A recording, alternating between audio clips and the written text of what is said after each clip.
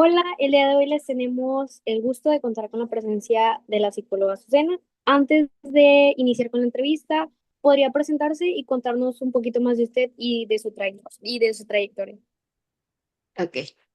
Mi nombre es Azucena Rivera Valderas. Estudié la carrera de psicología del 2000 al 2006. Ejercí pacientes particular. Después estudié la licenciatura en educación primaria. Conseguí mi plaza en la Secretaría de Educación y después continué con la maestría en educación educativa, perdón, en psicología educativa. Eh, y ahorita me encuentro ejerciendo como maestra y atiendo pacientes particulares, pero son recomendados de otros pacientes, no me promociono, generalmente los pacientes me llegan. Ok. Bueno, entonces vamos a empezar con la entrevista. Mi compañero Víctor le va a hacer unas preguntas. Ok, ya podemos empezar. ¿Qué sucedió que la lleva a escoger tanto psicología como su enfoque? O sea, ya puede ser que la llevó, cuál fue su motivación. Pues la verdad fueron motivaciones personales. Cuando entras a psicología, siento que se empiezan a mover un montón de cosas y es cuando empiezas a descubrir la verdadera razón de por qué estás ahí. ¿Sí? A veces son situaciones familiares que nos llevan a querer entender el por qué suceden las cosas o cómo suceden. Y es como que esa espinita que uno trae de querer saber el porqué de ciertas cosas que te llevan a querer buscar. La verdad para mí fue eso.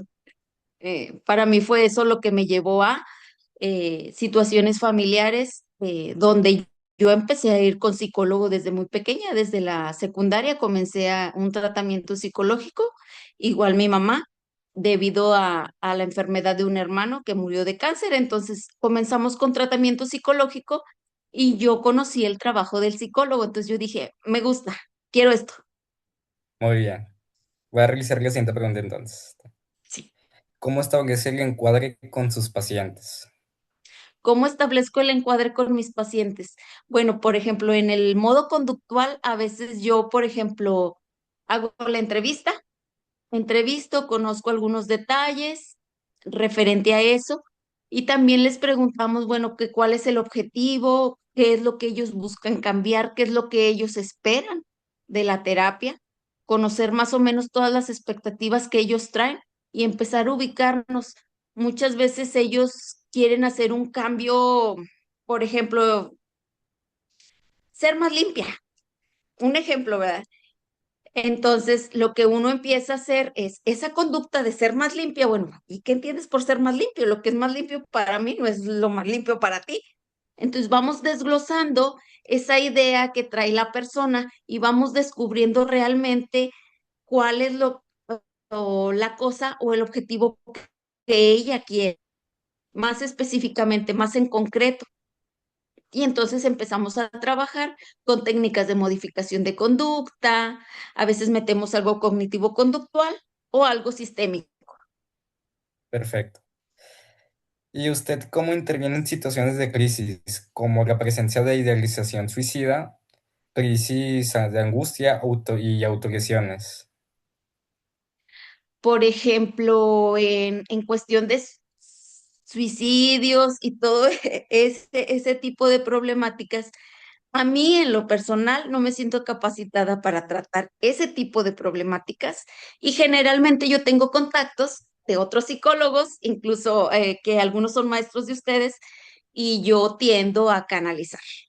Cuando yo siento que es una problemática que yo no puedo atender, lo más ético es orientar y canalizar hacia un profesional que sí pueda tratar. Pero, por ejemplo, si son cuestiones de suicidio, depresión, ansiedad, yo tengo contactos psiquiatras porque creo que esos requieren ambos tratamientos, tratamiento médico y tratamiento psicológico. Perfecto. Y voy a hacer la última pregunta por mi parte, ya para seguir con mi compañera. Y supongo que esta es la pregunta más importante. ¿Cómo se maneja la Confidencialidad cuando se rompe una ley. Cuando se rompe una ley. No entendí bien esa pregunta, Así cuando se pero toca de la ética. sí, o sea, sí entiendo lo de la ética, pero por ejemplo, yo tengo compañeras psicólogas y a nosotros siempre nos recomendaron, incluso maestros, de juntarnos cuando tuviéramos un caso en específico, comentarlo entre nosotros, entre psicólogos. Obviamente no vas a dar los datos de nombres y de dónde vive pero sí se habla de los pacientes y de alguna técnica o alguna cosa que pueda servirnos como herramienta para ayudar. También estoy en terapia, entonces ciertas cosas que llego a tener yo con mis pacientes, sí las platico con mi psicóloga y generalmente cuando uno es psicólogo y se atiende con un psicólogo, entonces comienza una plática también sobre eso, también se aborda. Eh, yo, yo tenía entendido, como te digo, yo no trato personas que intenten suicidarse. Sí me ha llegado un paciente y lo que hice fue primero canalizarlo con psiquiatra y la psiquiatra le iba a hacer algunas exámenes bioquímicos para saber qué es lo que estaba pasando primero en su cabecita, ¿no? Fisiológico. Y ya después se canalizó con un psicólogo que fuera más especialista en suicidios. Yo en lo personal soy más especialista en conductas y en educación. En cuestión de ética, si ves que una persona realmente está atentando contra su vida y es menor de edad, sí, yo sí lo hablo con sus padres por ser menor de edad, ¿sí? Entonces, cuando es mayor de edad, se le canaliza con un psiquiatra y se le da seguimiento hasta que ella se establezca. Pero la ética yo lo comento con mis compañeros psicólogos. Sí lo hablo, como te digo, no le digo nombres, no digo teléfonos, no digo nada que identifique a esa persona, pero sí hablo del caso. Es como ustedes los maestros. Los maestros me imagino que les explican algunos casos que ellos han tenido y se los ponen como ejemplo, pero no les están diciendo quién es. Entonces, para mí eso es ético, porque no estás distinguiendo a la persona o ellos no la van a conocer.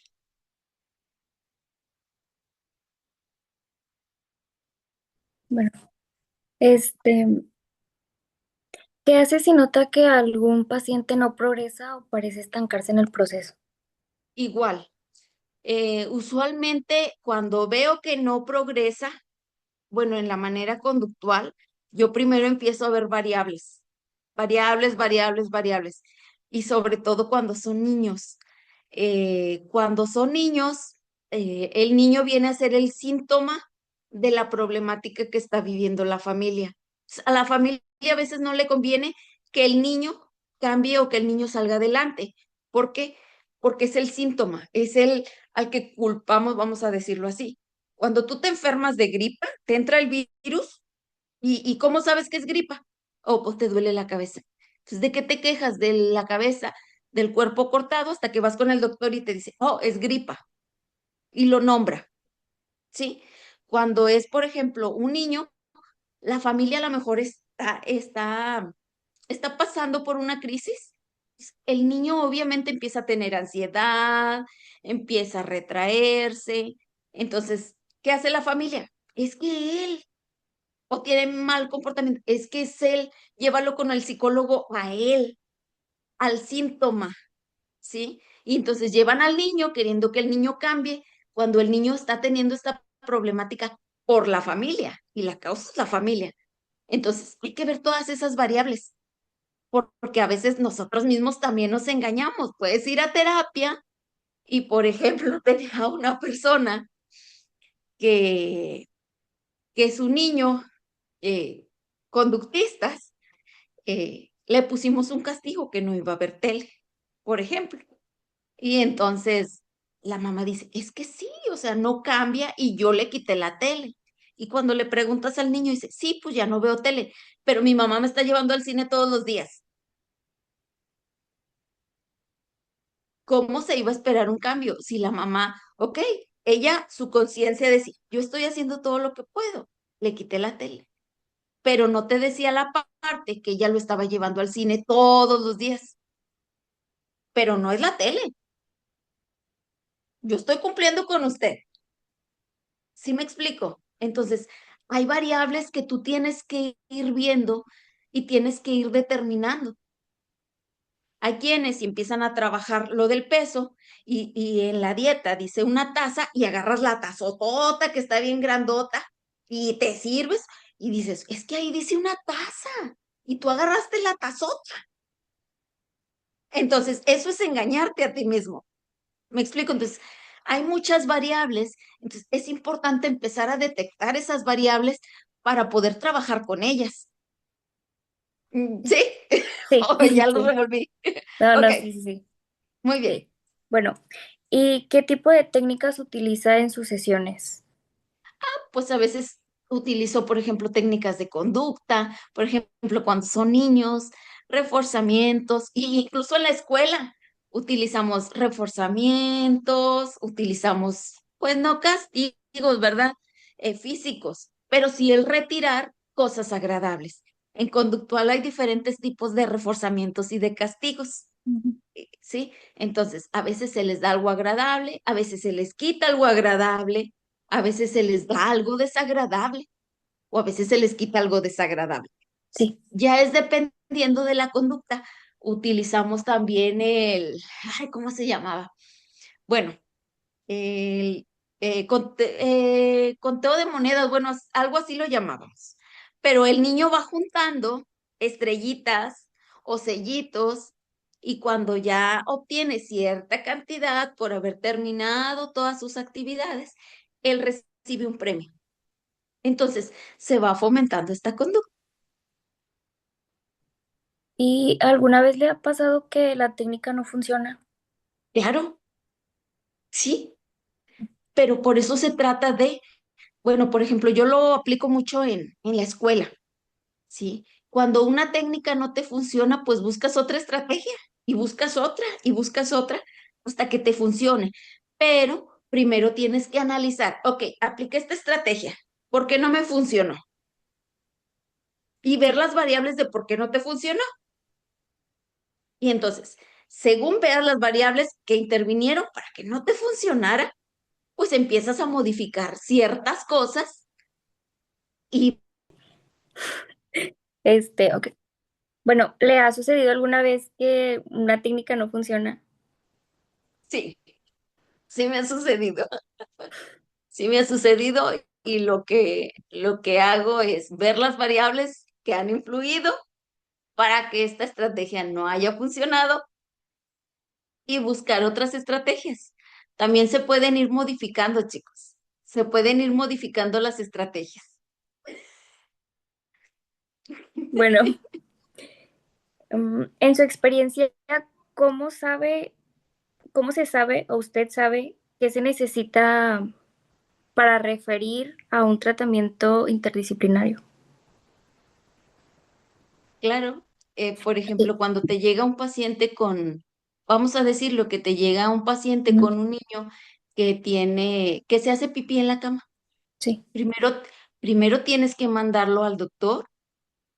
¿Sí? Y tienes que hacerle bueno, no hacerle uno, pero sí mandarle hacerle ciertas pruebas de por qué él está haciéndose pipí. No podemos dar por hecho de, no sé, está siendo abusado, ¿no?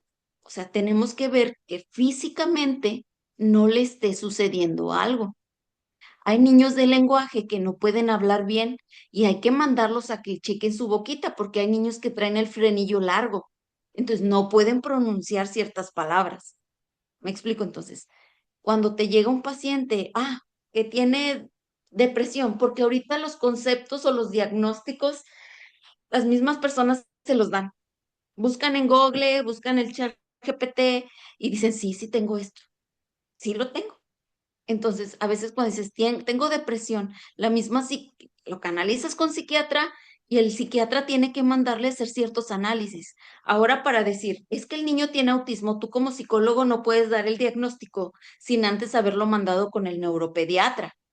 ¿Me explico entonces? Lo principal cuando te llega una persona con ciertas características específicas es canalizarlo a hacerle ciertas pruebas físicas. ¿Para qué? Para saber que físicamente está bien, que Mm, realmente es algo emocional. sí. Bueno, ¿alguna vez le ha sucedido que un paciente no puede pagar la sesión? Sí, ¿Y qué se hace en ese caso? yo, Sí, en lo usted. personal, yo sí, no sé, yo soy media rara tal vez, pero Mm, yo usualmente cobro muy barato. Y eso yo sé que muchos lo van a criticar. Por eso yo no me anuncio, ¿sí? Generalmente me piden terapia exalumnos que yo ya tuve o familias que yo ya conozco y generalmente son orientaciones. Entonces, en dado caso de que no se pueda, ¿sí? Vemos, yo suelo preguntarles, bueno, ¿y cuánto puedes pagar por tu análisis o por tu terapia? Entonces, ellos fijan el precio. O para ti, ¿cuánto cuesta tu análisis? Yo no fijo específicamente la cantidad porque a lo mejor sé la situación, pero sí es importante que ellos te paguen algo como forma de que mejoren. ¿Sí? ¿Sí me sí, explico? Entonces, sí, primero tú sondeas cómo está la situación. Si ves que es económica, yo utilizo esa forma, ese medio. ya, bueno, muchas gracias. Es, fin, la última pregunta para pasar con mi compañera. ¿Qué sucede con el tratamiento cuando un paciente comienza a desarrollar sentimientos por el terapeuta? Nunca me ha pasado, nunca me ha pasado y no quiero que me pase. La verdad, nunca he estado en esa situación y no te podría responder, pero creo que lo más ético es pues cortar y canalizar. Ok, muchas gracias. Bueno, yo a continuación le voy a hacer las siguientes preguntas. ¿Cómo maneja su profesión fuera de la área laboral? ¿Cómo manejo mi... Ay, es que es inevitable. En la misma facultad de psicología te van dando herramientas que uno empieza a utilizar a veces sin darse cuenta. Obviamente no vas diciendo, este tiene el otro, esto, no, claro que no. Pero, por ejemplo, es como si un mecánico escucha los carros, escucha uno y dice, ay, a este le está fallando esto. ¿Por qué? Porque escucha, porque él sabe qué ruidos hace el carro. Igual pasa con nosotros. Vamos desarrollando estas habilidades que te viene una persona y te viene de determinada manera, entonces tú, tú empiezas a utilizar esas habilidades que desarrollaste en la carrera. Porque, por ejemplo, yo como maestra, yo las utilizo mucho con los niños. Yo las utilizo con los papás. Y es inevitable, y no necesariamente porque le doy una terapia, pero incluso hasta los mismos niños vienen y se sientan y te dicen lo que les está pasando. ¿Por qué? Porque sienten a lo mejor ¿qué diré? Empatía o desarrollamos mucho la escucha. En psicología se desarrolla mucho la escucha. ¿Y a quién no le gusta que lo escuchen? Sí, bueno. ¿Cree que para ser psicólogo se ocupe tener conciencia de clase? ¿A qué te refieres? Con clase. Mm, Bueno, es que al fin y al cabo conductista, tú me dices clase y yo me imagino la clase de la escuela, pero a lo mejor estás hablando de clases sociales. ¿O a qué te refieres con clase? de clase de, pues sí, de salón, de un ¿De grupo. salón? Ok, ¿me repites la pregunta? Ah, sí. Eh, ¿Cómo ¿Cree que para ser psicólogo se ocupe tener conciencia de clase? Conciencia de clase. Yo creo que los psicólogos tenemos que tener esa capacidad de poder trabajar con grupos. Sí, a lo mejor no, pues es que sí. Incluso si ustedes les preguntan a sus maestros, son psicólogos y saben manejar un grupo. Yo cuando empecé a trabajar en educación como maestra, yo entré o sea, yo tenía mi carrera de psicóloga y era compatible con el contrato y yo me puse a dar clase y yo sabía manejar un grupo, pero las herramientas yo no las traía de la normal. Yo no traía mis herramientas iguales a los licenciados en educación. No, yo traía mis herramientas y mis bases y mis conocimientos de psicología. Por eso yo supe cómo tratar a los niños. Yo supe cómo explicarles a los niños, porque en la facultad te van enseñando, o sea, cómo se da el aprendizaje. Te van diciendo cómo modificar conductas. Por ejemplo, en lo conductual, sí, y en el área base, porque cuando yo estaba, habíamos un tronco común y veíamos también infantil, psicología, no recuerdo cómo se llamaba, pero veíamos cosas de infantil, cómo se desarrolla un niño, un adolescente, cómo se da el proceso de aprendizaje.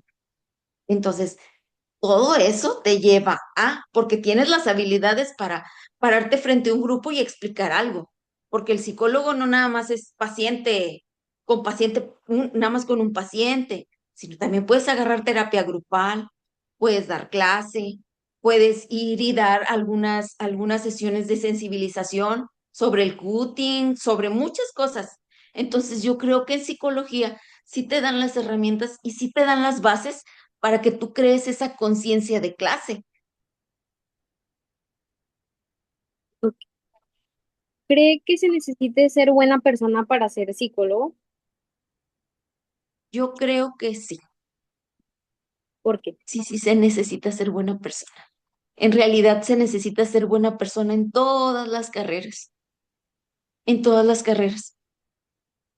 No puedes ayudar a una persona si no eres buena persona. ¿Qué te va a llevar a ayudar a una persona? El ser buena persona. Quien no es una buena persona difícilmente va a ayudar a alguien por el simple hecho de ayudar. Pues, ¿cómo maneja la neutralidad sus relaciones con pacientes? ¿Cómo manejo la neutralidad? Sí, Ok, con los pacientes. sí, Soy conductista, chicos. A lo mejor en el psicoanálisis se exige más este límite paciente-terapeuta, pero en lo conductista no tanto. En lo conductista tú puedes toparte a tu paciente en una fiesta y sin pena ir a saludarlo, o- ¿ok? O sea, no, su maestro Marco Tulio, si lo han tenido, sí.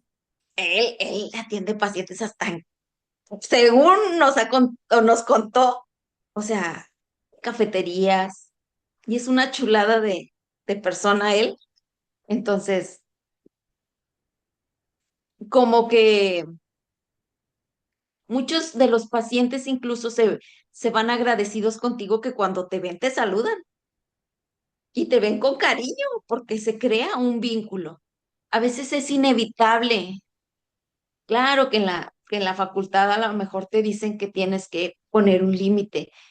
Y es verdad, pero al fin y al cabo somos seres humanos y se crea un vínculo. Entonces, también por eso es importante, pues nosotros llevar nuestro proceso psicológico. ¿Por qué? Porque va a haber pacientes que a ti te muevan cosas. A ti en lo personal te van a mover cosas. Entonces, tú también tienes que tener un trabajo terapéutico para poder mantener la línea.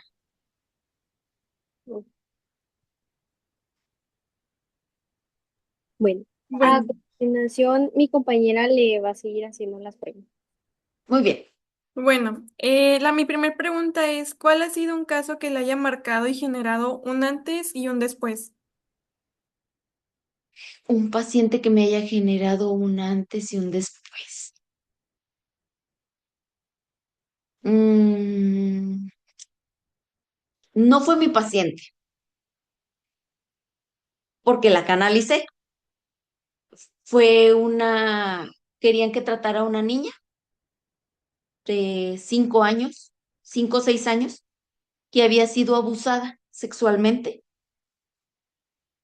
Eh, cuando viene el caso y lo escucho y todo, en realidad a mí me provocó demasiadas cosas y yo dije, no, no la voy a atender. Lo que hice fue canalizarla. Ahí fue canalizarla con un maestro de ahí de la facultad. eh, y también se le orientó para buscar abogados para, para lo legal, Ok, para lo legal. Entonces, después de eso, dije, yo no puedo con esto, yo no voy a atender a niños. Niños, yo ya no voy a atender. Entonces, yo usualmente, es raro que yo atienda a niños chiquitos. Yo atiendo a adolescentes y adultos. Con los niños no me meto. Por esto mismo, o sea, son situaciones donde los niños no tienen un control y son los adultos los que están tomando decisiones por él. Y los adultos a veces somos medios mañosos y medios rígidos y no estamos viendo a lo mejor lo que sucede con el niño. A mí en lo personal, a veces hay adultos que se ponen a hablar de un niño con el niño ahí, como si él no estuviera. Entonces, ¿alguna vez se han puesto a pensar en qué siente ese niño? Porque te está oyendo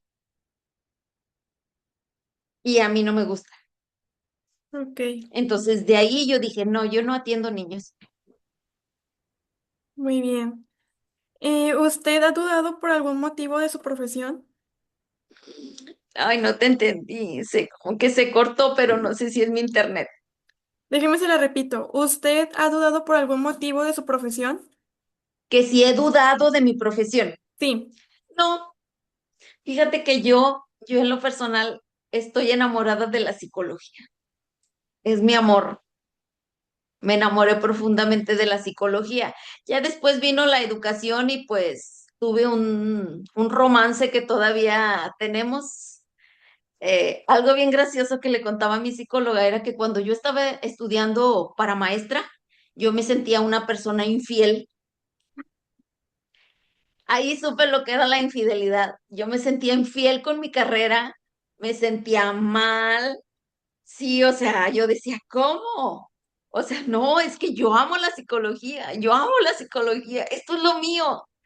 Pero la educación también vino y me despertó pasiones. Y pues bueno, tengo una esposa y una mamá. Muy bien. Mi esposa es la psicología y no la voy a dejar. Ok. ¿Ha identificado alguna discrepancia en su enfoque que de manera personal le resuene mucho?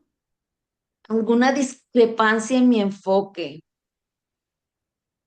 No, fíjate, me, en educación, y yo tuve algunas discusiones con maestros de la normal, porque muchos maestros toman al conductismo como algo rígido, algo malo, algo del demonio, o sea, y entonces yo discutía con ellos, porque ellos no tenían una noción de lo que era el conductismo. Incluso los maestros usan conductismo y al mismo tiempo dicen que es malo. Yo les digo, no, simplemente el ir a trabajar y que te paguen un sueldo es conductismo. Eso es conductismo. El conductismo está en todos lados porque vamos recibiendo ciertos reforzamientos que te llevan a hacer ciertas cosas. Entonces yo discutía con ellos. Ok. Creo que, eh, pues, no, es que no es discrepancia en mí, es que donde yo me relaciono no tienen los conocimientos o las herramientas que yo tengo en cuestión de conductas. Entonces, Ok. eso me ha traído algunas discrepancias con personas. Ok. ¿Tiene algún o algunos referentes dentro de su ámbito o es lo que nos acaba de platicar? Que si tengo algún referente, Ajá, dentro de su ámbito. referente que admire o Eh, referente a qué te refieres. sí, Que, a ver, no sé si entendí bien la pregunta, pero te refieres a que si tengo a alguien que yo admire y que quiera tomar como ejemplo sobre mi sí, carrera. sí. ¿Sí? Ok. Es que quiero que me quede bien claro la pregunta. Ay, pues creo que tengo muchas personas que admiro y no son personas a lo mejor que vienen en la teoría, pero yo admiro mucho a una psicóloga que se llama Imelda, pero ella es de Toluca y ella está enfocada en el abuso infantil, Ok, en el abuso sexual infantil y no, es una chulada de mujer. Utiliza también las neurociencias y la neuropsicología. Es una mujer muy preparada. También admiro mucho a Marco Tulio. Marco Tulio, ay Dios, sus clases son divertidas, le entiendes, sabe un montón y es una persona muy linda, muy linda. Entonces, híjole, yo quisiera tener esa habilidad para dar clases. ok, Maribel Sáenz también es una chulada de mujer que también da clases en la Facultad de Psicología y es una mujer muy buena y que ayuda mucho en cuestión de violencia, en cuestión, también es una maestra que admiro mucho, de ahí de la Facultad de Psicología. Mm, Sí, pues ahorita se me ocurren ellos tres. ok. Muchas gracias. Ya le doy paso a mi compañero Iván para sus preguntas. Uy,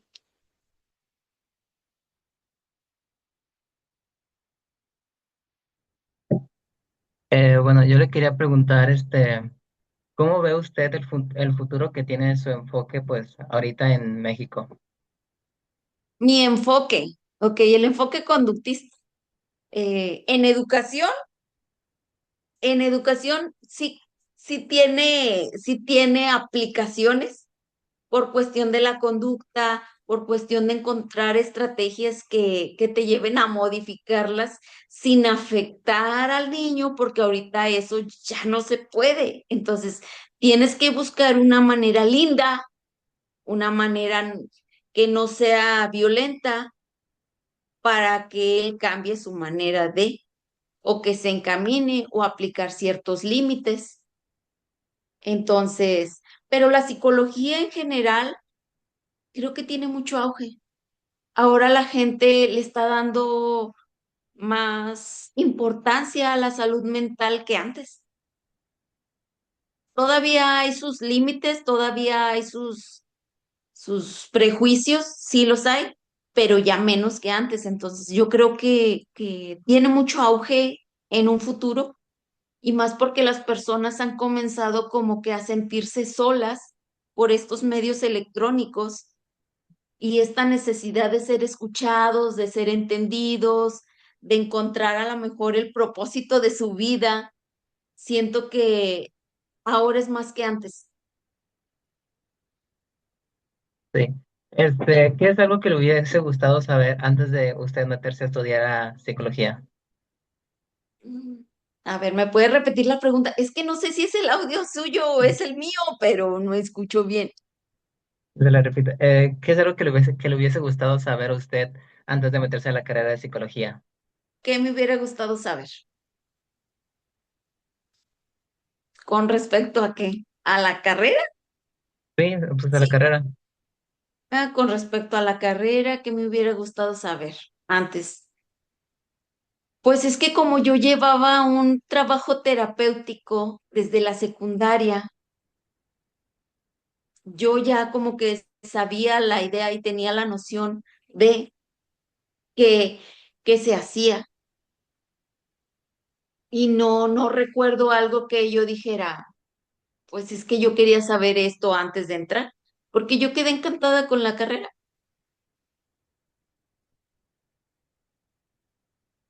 Ok, ahora le quería preguntar, ¿qué es algo que usted cree que le haya faltado en la carrera aprender? O sea, y que fue aprendiendo, pues, más por el apartado profesional que, pues, el de la carrera. Que te enseñen a cobrar. Sí, en realidad cuando yo salí, yo decía, ¿y cuánto cobro? ¿Alguna vez les han dicho cuánto cobrar? No, O por ejemplo, esta pregunta de, ¿y si el paciente no tiene económicamente, qué? ¿Qué hago? O sea, éticamente lo ayudo o lo despacho. Eso no te lo enseñan. Eso en la facultad no te lo enseñan. Ah, y a sacar el bendito SAT.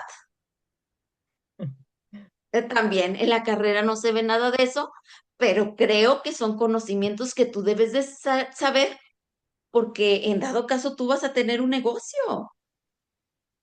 El consultorio va a ser tu negocio.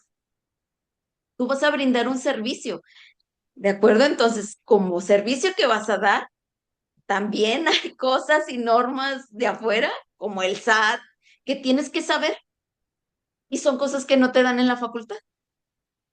Tristemente, como que en la facultad te forman, no sé si en la uni o algo, pero te forman para ser trabajador de alguien. Como que a mí me van a pagar y me van a rebajar mi impuesto. Entonces yo ya no me meto con eso. Pero no, o sea, hay que pensar para tener nosotros nuestro consultorio o tener nuestro departamento de capacitación, o sea, pensar en eso. Entonces, son elementos que no te enseñan en la facultad, pero que son esenciales para nuestra profesión. El saber cobrar, el saber cuánto cobrar, lo del SAT, el de cómo administrar un consultorio, ¿sí? bueno, ya para finalizar, ¿cuál es un consejo que usted nos puede dar, pues, como profesionista a nosotros que, pues, apenas estamos iniciando en la carrera? ¿Qué consejo? Sí, Sí. Muchachos, cuando vayan a salir van a sentir que no saben nada. Entonces realmente traten de hacer cursos, tomen muy en serio las prácticas. Traten de meterse con maestros que ustedes admiren y de enfocarse en lo que ustedes van a querer trabajar. Porque cuando uno llega ya casi para salir, dices, es que no sé nada, es que no sé nada. Péguensele a algún maestro, a un maestro que admiren, pregunten. Miren, maestros buenos y malos en todas las escuelas va a haber. El detalle es que tú quieras aprender. Ese es el detalle, o sea, el maestro puede no ir, puede no explicar, puede mil y un cosas, pero si tú quieres aprender, tú vas a agarrar el libro, tú vas a estudiar, y si no lo entiendes, siempre va a haber una persona que te explique, pero la cuestión es que ustedes quieran. Tenía una maestra, no sé si todavía esté, que nos daba clases ahí, y era media pelada y decía, ¿qué haces cuando amas algo? ¿Qué haces cuando amas a alguien? Y le decía, coges, ¿verdad? Coges. Entonces, ama tu carrera, coge con los libros. Entonces, agarren los libros, cojan los libros. No nada más al chat GPT para que les dé el resumen, para que les dé el trabajo. No. Lean, lean, aprendan, cojan con los libros.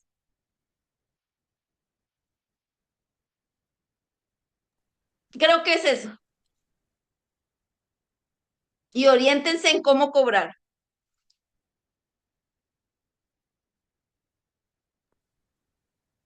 Bueno, maestra, muchas gracias por darnos el tiempo de brindarnos esta entrevista y siento que todos aprendimos un poquito más preguntándole a usted y contándonos acerca de su experiencia estudiando en psicología. Y creo que eso sería todo. Muchísimas gracias. Muchas gracias a ustedes cuando quieran. Gracias. Gracias. Gracias. Bueno, Gracias. hasta luego. Bye. Bye.